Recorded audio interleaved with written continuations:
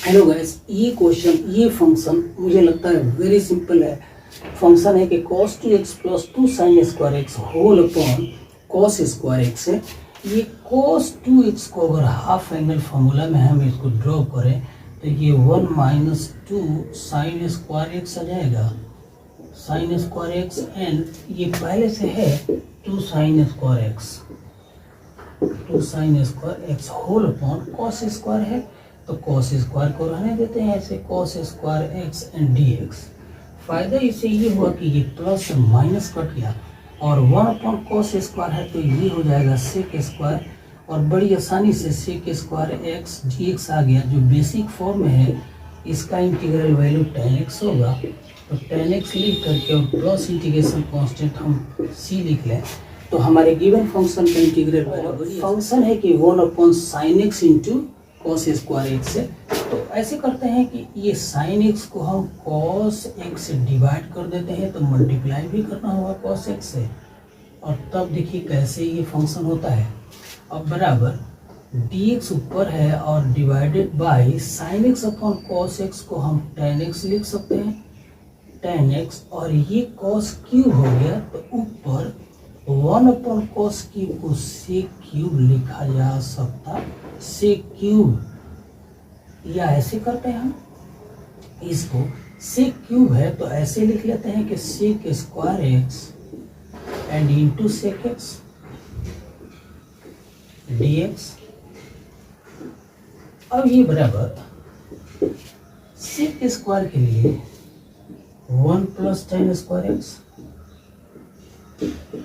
tan square x into sec x and then dx upon tan x। उसके बाद हम late करते हैं, एक सब्स्टिट्यूशन देते हैं, लेट tan x बराबर t कर लिया तो डिफरेंशिएट करने पर दोनों तरफ sec स्क्वायर एक्स dx ये बराबर हो जाएगा dt के। अब यहाँ सब्स्टिट्यूशन करते हैं, बराबर 1 plus T square upon T and D T, कैसे, तो sec x into D x के बदले डी टी। अब इसको फर्दर दो पार्ट करते हैं तो D T upon T and plus दूसरा पार्ट आ जाएगा टी डी टी बराबर log T plus T square upon 2 हो जाएगा इंटीग्रल वैल्यू। अब इसमें टी का वैल्यू रखें तो log mod ऑफ टी का मान रखते हैं tan x, log tan x plus T के लिए tan x रखते हैं तो tan square x upon 2 and plus integration constant हमेशा एज यूजुअल, तो log mod of tan x plus tan square x upon 2 plus integration constant given function. अगले question का question number 20 है। इसका फंक्शन है कि cos 2x whole upon cos x plus sin x whole square है। अब अगर इसको सिंप्लीफाई करें तो cos 2x के बदले हाफ एंगल फॉर्मूला से इसको जो चाहिए हमें वही लेते हैं। हमें तो चाहिए इसका ऐसा फॉर्म कि cos square x minus sine square x, क्यों, तो बात अभी क्लियर हो जाएगी। Sine square x whole upon denominator जेम कहते हैं, मतलब cos x plus sine x and whole square, और यहाँ dx तो रहेगा ही, बराबर ऊपर a square minus B square, तो हम उसका फैक्टर कर लेते हैं cos x plus sine x into cos x minus sine x, मतलब cos x and minus sine x whole upon denominator में cos x plus sine x whole square and dx। फायदा ये होगा कि ये प्लस वाले को स्क्वायर से काट दिया और एक सब्स्टिट्यूशन किया डिनोमिनेटर में cos x plus sine x है, इसके लिए हम टी लेट कर लेते हैं और दोनों तरफ डिफरेंशिएट करते हैं तो साइन का इंटीग्रेशन cos x होगा एंड cos का इंटीग्रेशन माइनस साइन एक्स होगा, minus sine x and dx बराबर dt हो जाएगा। टू। अब ये पूरा हमारा रिलेशन ऐसे हो गया, ऊपर आ गया dt और नीचे आ गया t, जिसका integral value log mod of t या log और t के बदले cos x plus sin x। तो हमारा गिवन फंक्शन का इंटीग्रल वैल्यू, गाइस ये फंक्शन गजब का फंक्शन, थोड़ा सा जहन को दौड़ाना पड़ेगा, 11th स्टैंडर्ड में जाना पड़ेगा। फंक्शन है कि साइन इनवर्स cos x है। आप जानते हैं कि साइन इनवर्स x, आइए थोड़ा सा हवाला देते हैं हम क्वेश्चन का, कि sine inverse x plus cos inverse x ये होता है π/2। तो साइन इनवर्स x की जगह वेरिएबल की जगह cos x है, तो इसको हम ऐसे लिख लें कि साइन इनवर्स cos x, अगर वेरिएबल की जगह cos x ले लें तो यहाँ भी प्लस cos इनवर्स और वेरिएबल के जगह हमें cos x लेना पड़ेगा, तब ये π/2 हो जाएगा। लेकिन यहाँ पर लेफ्ट साइड में साइन इनवर्स cos x तो ले लिया, और ये cos inverse plus cos inverse cos x, तो ये x हो जाएगा बराबर π/2 आ गया। तो हम कह सकते हैं कि साइन इनवर्स cos x के बदले लिख सकते हैं कि π/2 एंड माइनस x। तो अब पूरे इंटायर फंक्शन के लिए आप लिख सकते हैं ये फंक्शन के बदले कि π/2 जो एक कांस्टेंट पार्ट है माइनस x एंड dx। अब आइए इसका इंटीग्रेशन करना आसान होगा कि नहीं। तो फाइनली हमने आपको जहन को दौड़ाया 11th क्लास के ट्रियो में, जहाँ पर इन्वर्स फंक्शन पढ़ना है और वहाँ पर ये एक रिलेशन है। इसी बेस पर इसका सिंप्लीफाइड फॉर्म π/2 माइनस x आया। बात एक्सेप्ट करेंगे। पार्ट्स में है, फर्स्ट पार्ट का कांस्टेंट कोएफिशिएंट होगा π/2 एंड इंटीग्रेशन dx हो जाएगा, और माइनस सेकेंड पार्ट में x वेरिएबल है तो x dx होगा। तो रिजल्ट कितना आ गया π/2x, या x को यहाँ लिख लेते हैं -x² upon 2। This is the final integral value of the given function. कैसा फीचर लग रहा था इन फंक्शन का, और सिंप्लीफाई किया तो कितना आसान हो गया। इसी तरह गाइस एक्सरसाइज 7.3 का ये फाइनल क्वेश्चन है, लास्ट क्वेश्चन है और वेरी वेरी इंपॉर्टेंट है, अक्सर आता है और जानना भी चाहिए आए या ना आए। 1 अपॉन फंक्शन है कि cos x minus a into cos a minus b। यहाँ पर हल्का सा सिंप्लीफिकेशन हम करेंगे। हम एक काम करते हैं, इस फंक्शन को लिखते हैं ऐसे कि साइन a माइनस b कर दिया, तो डिवाइड भी करना होगा 1 upon sine a minus b, और ये कांस्टेंट टर्म है a माइनस b ऐसे ले लिया, और डिवाइडेड बाई डिनोमिनेटर हमारा वही है, मतलब cos x minus a into cos a minus b, x minus b and dx। तो अब देखा जाए साइन a माइनस b को हम कैसे लिखते हैं। इसको हम लिख सकते हैं 1 upon sine a minus b, constant coefficient को लिए चलना ही होगा साथ साथ, और इंटीग्रेशन ऑफ ये साइन, तो हम इसको ऐसे लिखते हैं ऊपर साइन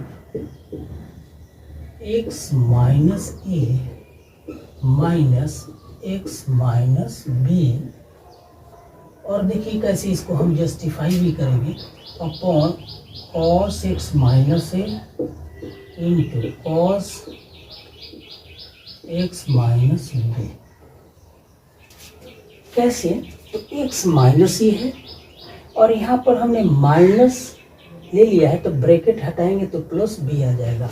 मतलब यहाँ पर हमें ऐसे लेना चाहिए था कि b माइनस a, और यहाँ भी ये लेना चाहिए b माइनस a। तो जब हम ब्रैकेट हटाएंगे और ये माइनस है तो माइनस x होगा, तो x से x कट गया, बचेगा क्या, तो प्लस b माइनस a, मतलब साइन b माइनस a के बदले इतना हम लिख सकते हैं। इससे फायदा ये होगा कि साइन a मतलब x minus a minus b, तो साइन a माइनस b का आप रिलेशन पढ़ चुके हैं 11th में। मैं थोड़ा सा लिख देता हूँ इसको, साइन a माइनस b, ये फॉर्मूला होता है sine a into cos b minus cos a into sine b। इस फॉर्मूला का एप्लीकेशन अब यहाँ लेते हैं, जहाँ पर ये ए के लिए है और ये बी के लिए है। तो entire relation constant coefficient 1/sin b minus a को यहाँ लिखते जाएंगे, b माइनस ए रख दिया और इंटीग्रेशन नोटेशन। और देखिए ऊपर कितना आ गया, तो साइन ए मतलब साइन x माइनस ए इंटू कॉस बी मतलब cos x minus b minus cos a मतलब कॉस x माइनस ए इंटू साइन बी मतलब साइन बी के लिए x माइनस बी है, और यहाँ dx है और होल अपन डिनोमिनेटर में ज्यों कहते हैं, मतलब cos x माइनस ए into cos x minus b. अब पूरा ऐसे इंटीग्रेशन एक बार और लेंगे हम। क्वेश्चन का दो पार्ट्स हैं और दोनों पार्ट में हम अब डिनोमिनेटर को अलग अलग करके लिखते हैं। तो क्वेश्चन पर आ गया, अब इंटीग्रेशन को अलग अलग कर लें। 1/sin b माइनस ए, ये b माइनस ए लिख करके ऊपर हो गया sin x minus A into cos x minus B x minus B whole upon cos x minus A into cos x minus B and dx। ऐसे कांस्टेंट कोएफिशिएंट को अलग कर लेते हैं एंड माइनस अब integration cos x minus A into sine x minus B x minus B whole upon cos x minus A into cos x minus B and ये dx तो रहेगा ही, यहाँ पर dx हम ले लेते हैं। अब देखिए यहाँ कटेगा cos x माइनस बी से cos x माइनस बी कटेगा 1/sin b माइनस ए। ये कांस्टेंट को हम कॉमन करके रखते हैं, ऐसे करके रखते हैं। फर्स्ट पार्ट में हमारा sin x minus a upon cos x minus ए, ये हो गया tan x minus A and dx। फिर माइनस यहाँ पर cos x माइनस ए से cos x माइनस कटेगा और integration of sin x minus B upon cos x minus B मतलब tan x minus B and dx, और ऐसे हमने बंद कर दिया। अब आप इंटीग्रल वैल्यू लेंगे,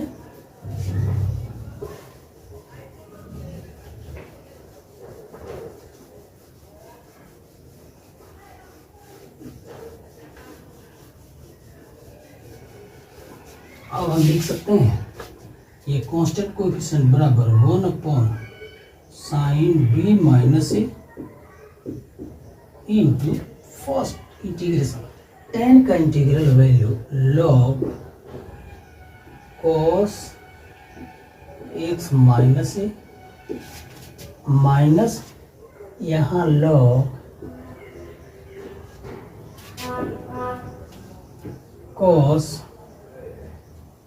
x माइनस बी, या इसको क्यों ना हम ऐसे लिखें कि 1/sin b minus A into log x minus a upon x minus b cos